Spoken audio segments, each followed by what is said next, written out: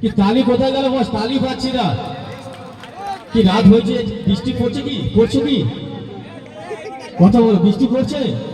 তা তালি কোথায় গেল? বৃষ্টি পড়ছে না, একটু আনন্দ করবে সবাই মিলে আজকে। Thank you so much.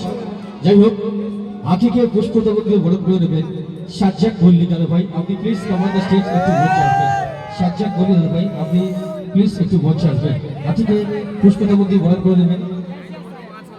আমাদের এই অনুষ্ঠানের ক্যাশিয়ার সাহেব চাইবো এবার যদি আবার জোরে কি সবাই মিলে হাতে তালি হয়ে যায় সবাই।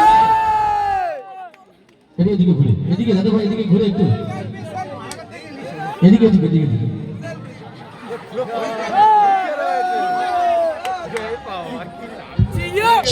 সুন্দর গ্রুপটা আমরা ভ্রমণ করে দিলাম। সাথীকে একবার আবার ভাইদের দিক থেকে একটু সময় নিয়ে চলে একটু তাহলে হবে কি সবাই মিলে? Thank you so much.